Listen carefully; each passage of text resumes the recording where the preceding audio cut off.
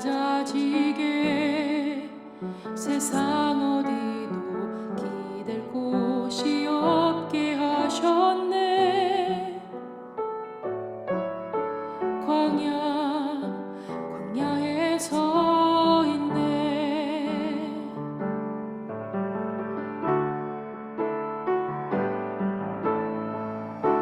주님만 내 도움이 되시고 주님만 내 빛이 되시는, 주님만 내 친구 되시는 광야.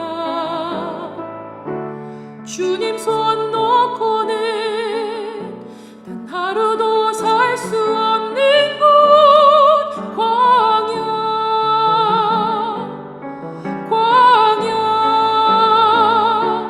주께서 나를 사용하시려, 나를 더 정결케 하시려, 나를 택하여 보내신 그곳 광야.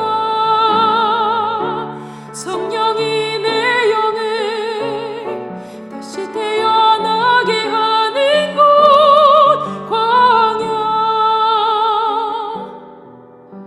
광야에 서 있네.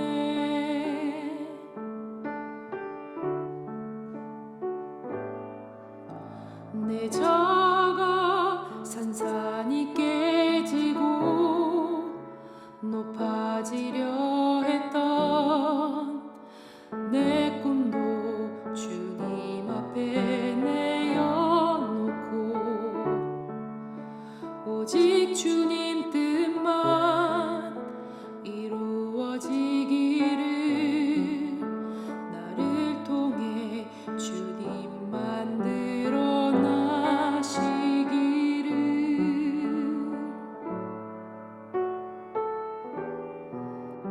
광야를 지나며.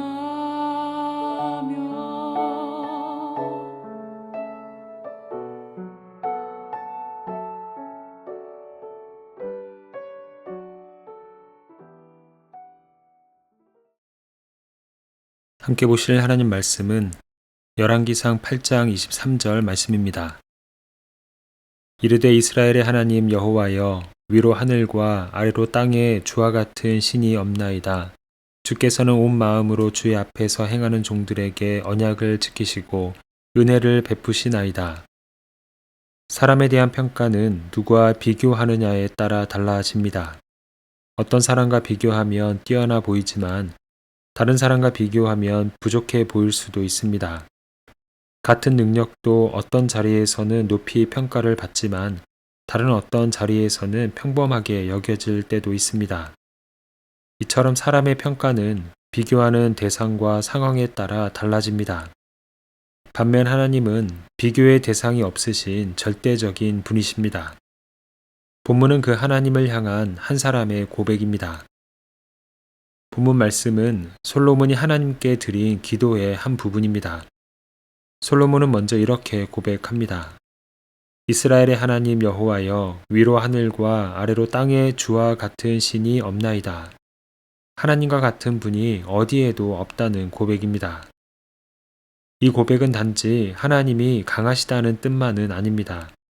하나님은 능력뿐 아니라 그 성품에 있어서도 비교할 대상이 없으십니다. 그래서 솔로몬은 이어서 말합니다. 주께서는 언약을 지키시고 은혜를 베푸시나이다. 은혜를 베푸시며 결국 말씀하신 약속을 지키시는 하나님의 신실하심에 대한 고백입니다. 솔로몬의 고백은 성전 건축을 완료한 후에 드려진 고백입니다. 성전 건축은 많은 사람의 수고와 오랜 준비가 필요한 큰 일이었습니다. 솔로몬은 이 일이 자신의 힘만으로는 된 것이 아님을 알았습니다.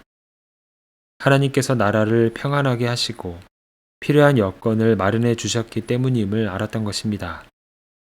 무엇보다 아버지 다윗에게 하신 약속을 잊지 않으시고 그대로 자신을 통해 이루신 하나님의 신실하심이 있다는 사실을 알았습니다. 그래서 솔로몬은 이런 과정을 돌아보며 하나님의 능력과 약속을 지키시는 그 신실하심을 고백하고 있는 것입니다. 하나님의 자녀된 성도는 하나님을 닮은 사람들입니다. 우리가 하나님을 완벽하게 닮을 수는 없지만 그 모습을 닮아가는 길을 걷고 있습니다. 솔로몬의 고백은 우리가 닮아야 할 하나님의 능력과 신실하심의 조화로움을 보여줍니다. 오늘날 우리는 능력을 키우는 일이 중요하게 여겨지는 사회 속에서 살아갑니다. 더 많이 배우고 더 빠르게 판단하며 더 좋은 결과를 만들어내는 사람이 인정을 받습니다. 이러한 능력은 매우 중요합니다. 그러나 그것이 전부는 아닙니다. 시간이 지나고 상황이 달라져도 책임을 다하는 신실함이 필요합니다. 복음서에서 예수님이 선택하신 제자들은 처음부터 쓰임 받을 만한 자격을 가진 사람들이 아니었습니다. 그들은 말씀을 온전히 이해하지 못했고 서로 누가 더 큰 사람인지를 두고 다투기도 했습니다. 어려운 상황들 앞에서는 두려워하고 흔들리기도 합니다. 당시 겉으로 보기에는 그들의 능력이 부족해 보였을지 모르지만 그들은 한 가지를 분명히 가지고 있었습니다. 예수님을 따르겠다는 첫 약속을 지키는 신실함입니다. 비록 예수님의 십자가 죽음과 고난을 통해 흔들리는 순간들도 있었지만 예수님께서 다시 찾아오셨을 때 그들은 다시 약속의 자리로 돌아갔습니다.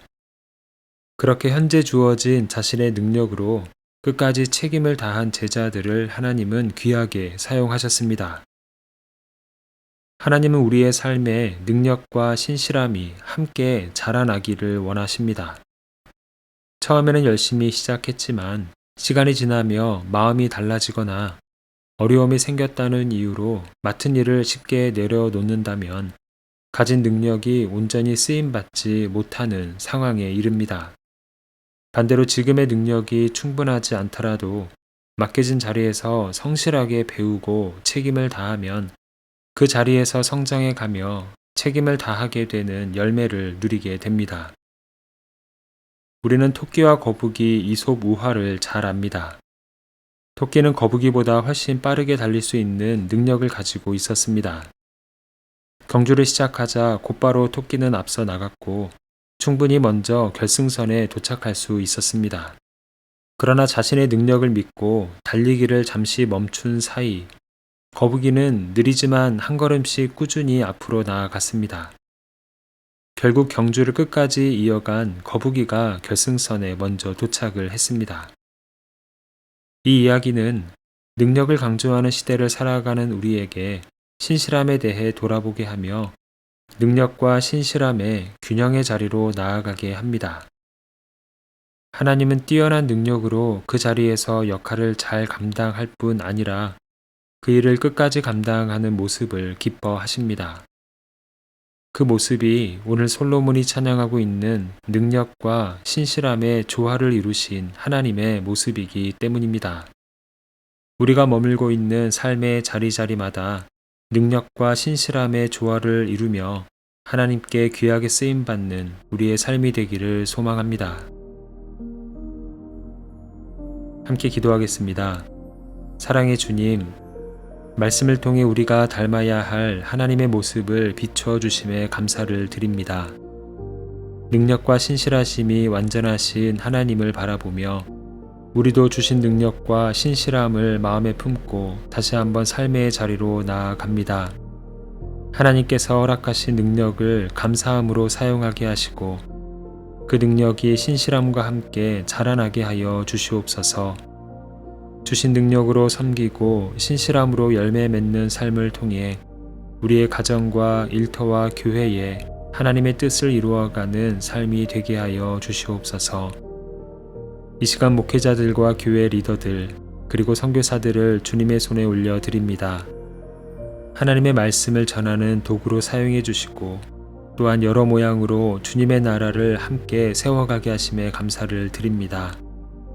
하나님께서 주신 능력이 더욱 성숙하게 사용되게 하시고 변함없이 사명을 감당하는 신실함이 계속해서 자라나게 하여 주시옵소서. 이들의 사역을 통해 많은 사람들의 영혼이 새로워지고 많은 사람들이 하나님께 더 가까이 나아가는 열매를 누리게 하여 주시옵소서. 예수 그리스도의 이름으로 기도합니다. 아멘. 이제 각자 가지고 있는 기도의 제목으로 기도하고 말씀 중 깨달은 내용과 말씀의 열매가 풍성한 삶이 되기를 바라며 기도하기 원합니다. 특별히 오늘은 목회자들과 교회 리더들 그리고 선교사들을 주님의 손에 올려드리며 중보하는 시간입니다. 이제 다 함께 이러한 기도 제목으로 기도의 자리로 나아갑니다.